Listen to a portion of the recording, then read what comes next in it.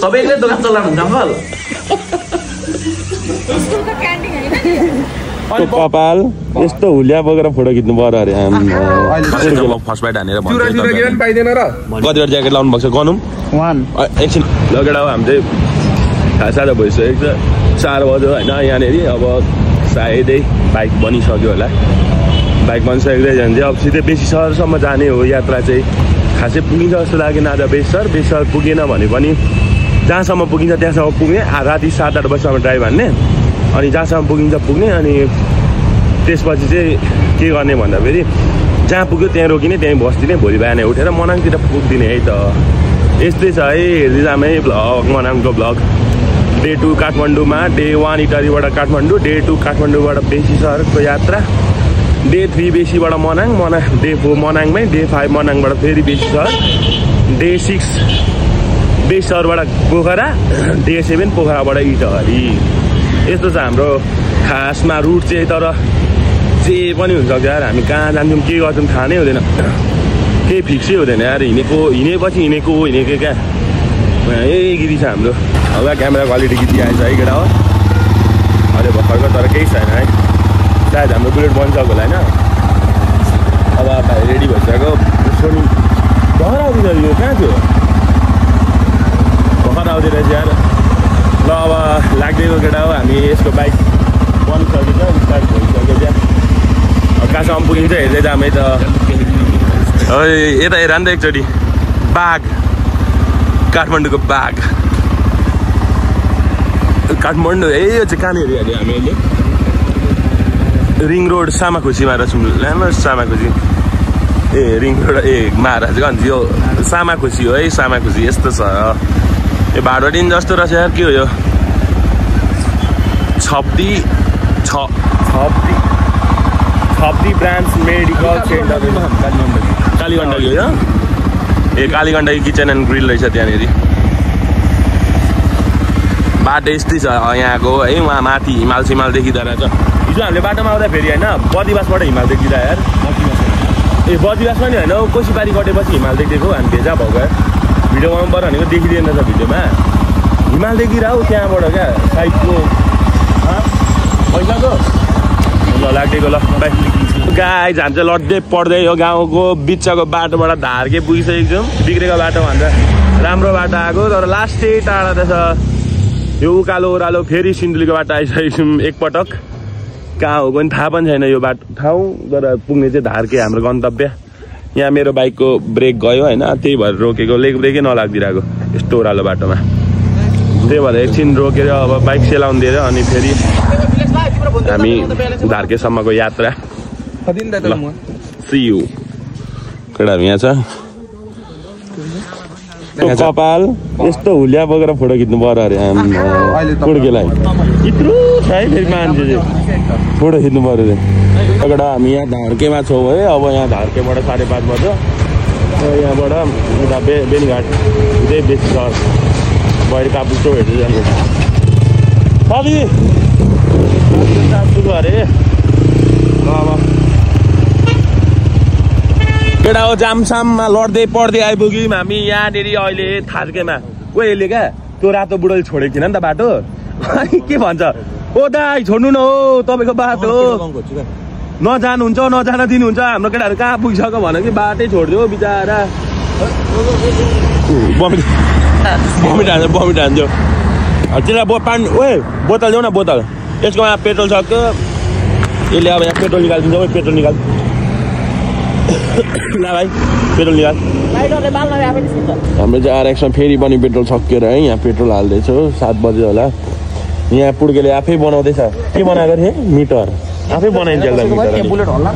समिताको गाडी काम गर्दा गर्दा भनेको थिएँ त अघि ब्यारिङ गयो अब यसले फेरि केही न केही भन्छ न ठ्याक्कै भइ पनि हाल्यो तेरो बाइक जस्तो तेरो पछाडि हिँड्नु परेको छैन नि सट अप यो जिन्जीको आन्दोलनमा धुलो परे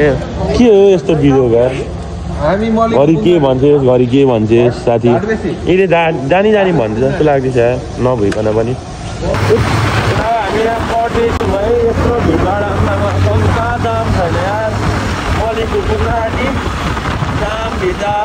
जाम हुँदो यार यो बाटो त कहिले हिँडेको थियौँ हामी यो बाटो हामी पहिला जमसम जाँदा चाहिँ मुस्ताङ के भन्छ जमसम जाँदा चाहिँ यो कटेको होइन तर यत्रो चाहिँ कटेको थिएन यार यो त भेट्दै रहेछ यार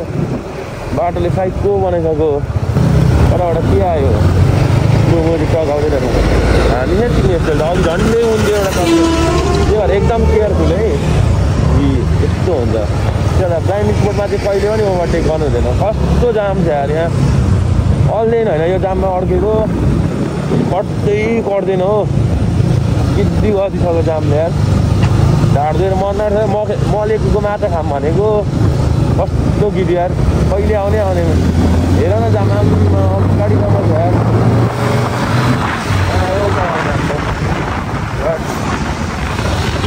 सबैलाई ओभरटेक हाल्नु त भयो अगाडि हो हामी यहाँ मलेको आइसकेको छौँ है अब यहाँबाट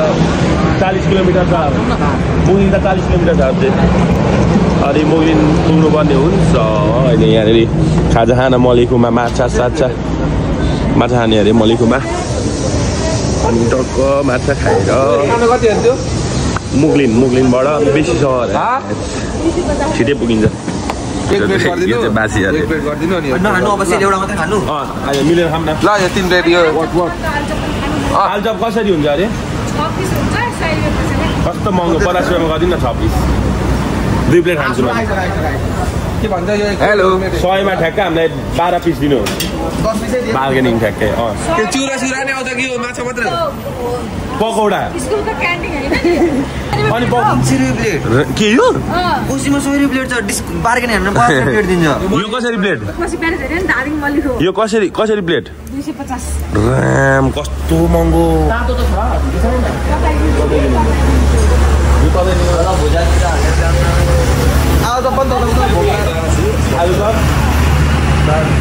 एक प्लेटमा 12 वटा दिनु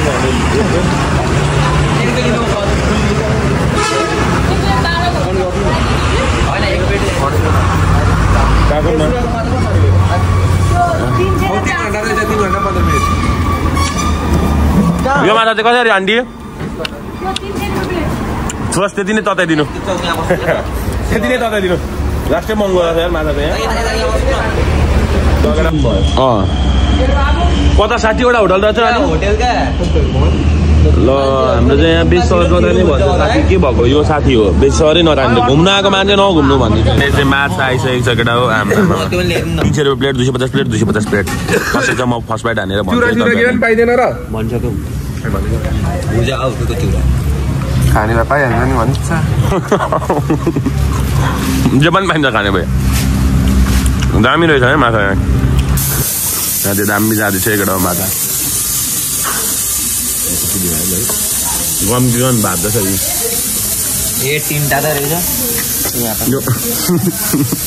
यो माछा चाहिँ अलिक मिठो रहेछ मलाई यो माछा मन पर्दैन भन्दै थियो तर दामी लाग्यो यार यो पनि दामी छ यहाँनिर मेरो भ्लगको यहाँ चर्चा हुँदैछ है केटा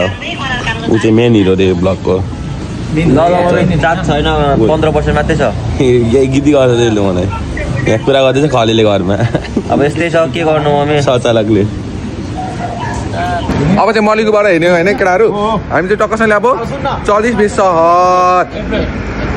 पुग्यो चलितिर छ केटा राम त 2 प्लेट भुइँदा त 5 रुपियाँ पनि पुग्दैन अङ्कल 20 रुपियाँको त हाम्रोतिर एक प्लास्टिक दिन्छ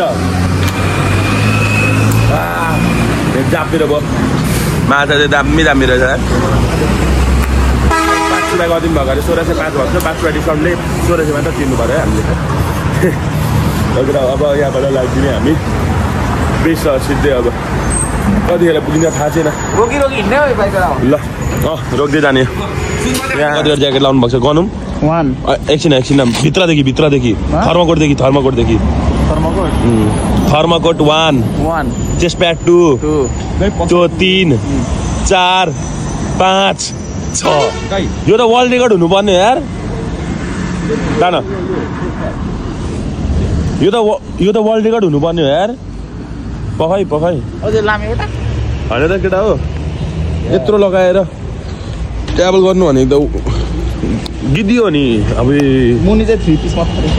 तल त एउटा सुरुवाल लगाएको यो ज्याकेट भर्खर भाइको लगाएको क्या एउटा मात्रै घरमा जस्तो देखिरह होला है एउटा मात्रै लाग्छ ज्याकेट एउटा लगाएको तल फर्मा कोट यो तैँले कति लाग्छ हजुर बक्सर सुत्छ फर्मा कोट यो लाग्यो तैँले पनि बक्सर कहिले लाउनु थाल्यो फर्मा कोट लगाएँ मैले एउटा होइन एउटा हरियो भेस्ट अनि त्यो के अरे चेस्ट प्याड अनि यो ज्याकेट त्यो फुलेर मर्नु आँट्छ क्या यहाँ भुँडी फुलेर एउटा हो यहाँ मैले साथी भेटाइसकेको छु है अगाडिको ब्रदर पनि युट्युबर हुँदो रहेछ सँगसँगै जाँदैछु उहाँ पनि बेसी सहज जाने रे हामी पनि बेसी सहज जाने अब बिग फ्यान भनिदिन्छु ल हेलो युट्युबर ब्रो सुनेन क्या युट्युबर रहेछ नाम नुवाकोटे रुबेक्स सब्सक्राइब माई च्यानल ए रुबेन रहेछ आरुबिएन नुवाकोटे रुबेनलाई सब्सक्राइब गरिदिनु होला मेरो त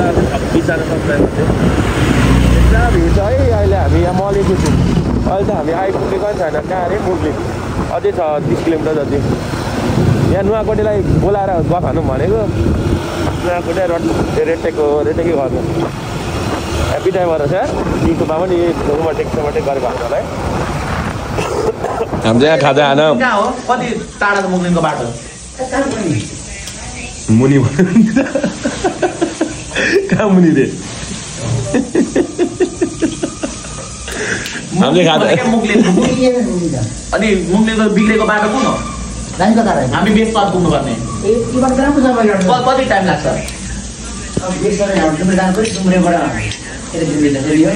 कति घन्टा लाग्ला पोखरा निस्किनु पर्दैन है यो चनामा त के नपुगे केटाले गिरी गरिदिन्छ गाडी चिया र बिस्कुट डुनाट हान्दैछौँ है केटा हामी गर्दैछु त्यही भएर पो कालो तिमी भनेको छ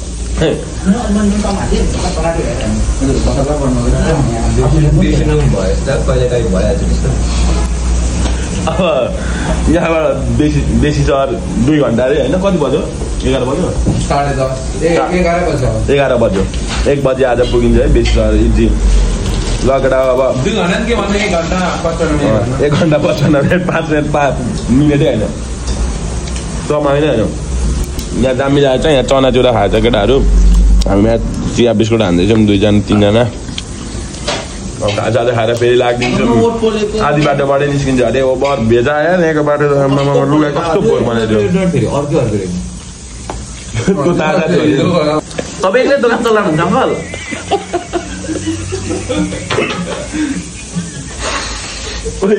नाकबल घरमा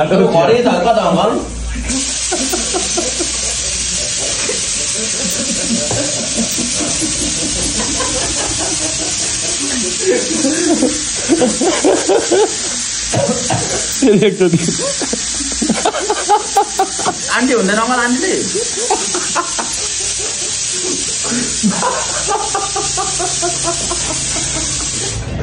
बाल्ने छैन अङ्कल चिया भन्छ साइलेन्ट मोड हो कि गेमिङ मोड हो कुकिङ मोड हो मनोकामना कता पर्छ अङ्कल यताबाट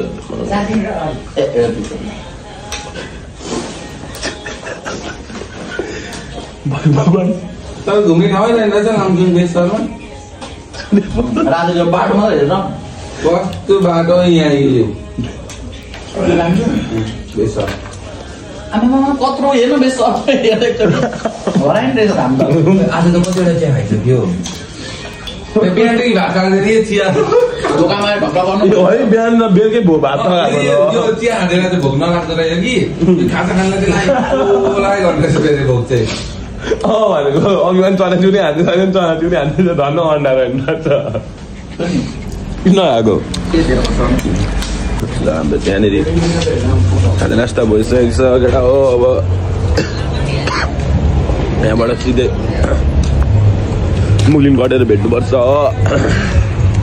अहिले बाटोमा छौँ उयो गाडी आउँदै गरेको छ नि त्यता हो त्यो चाहिँ ठ्याक्क काठमाडौँबाट आउने बाटो है यो गाडी जाँदै गरेको छ नि यता चाहिँ यो यसो देखाइन्छु ल यो गाडी जाँदै गरेको छु उता काठमाडौँ त इटरी जाने बाटो चितवन जान्छ हेटौडा निस्किन्छ है अनि उता पर उ त्यो येलो लाइट बल्दैछ नि हो त्यो आउने बाटो चाहिँ काठमाडौँबाट अनि यो बाटो चाहिँ सर र पोखरा तलतिरबाट तर हामी चाहिँ पोखरा नछिरी बेसी सहर जान्छौँ डाइरेक्ट किनकि जमसम जाँदा चाहिँ होइन पोखराबाट जाँदा सजिलो हुन्छ तर यो हामी मनाङ जानु आँटेको नि त मनाङ जाँदा चाहिँ यो पोखराको बाटो लङ पर्दो रहेछ क्या अनि ठ्याक्क बरु बेसी सहर डाइरेक्ट चल्दियो अनि बेसी सहरबाट मनाङ भोलि बेलुकासम्म त इजी पुगिसकिन्छ धेरै छैन अहिले कति बज्यो 10 साढे 10 भयो होला होइन कुदाउनु सकुन्जेल कुदाउने त्यसपछि नकुदाउने भनेको 4 बजी निस्केको काठमाडौँबाट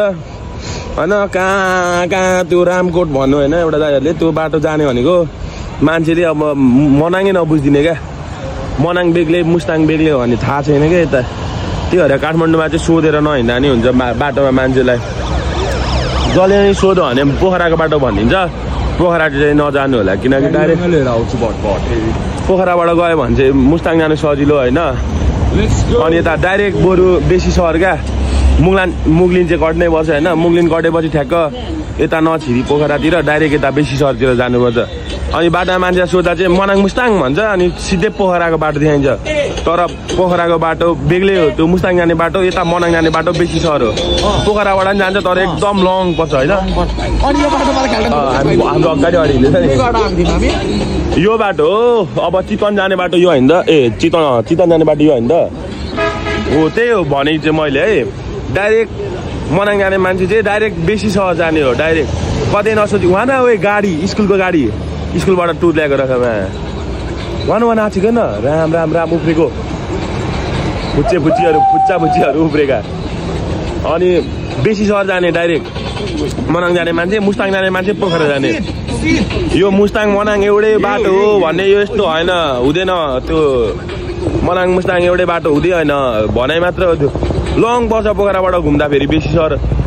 डाइरेक्ट गयो भने हामीलाई सजिलो पर्छ टाढाबाट आएको मान्छेलाई होइन पोखराको मान्छेलाई त अब कताबाट बाटो थाहा छैन अहिले चाहिँ ठ्याक्क अब यो बाटो सट्ट लागिदिन्छौँ हामी ल पर्खेर बसिरहनु भएको थियो रहेछ भने चाहिँ केटा हो ठ्याक्क 2:30 बजी आइपुग्यो हो कहाँनिर आइपुग्यो यसको आँखा रातो भयो निन्द्राले बिचारा ल बेससम्मको यात्रा राति 2:30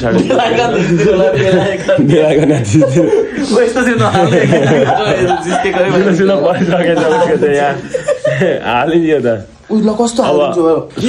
अब जाने मनाङ है ल केटा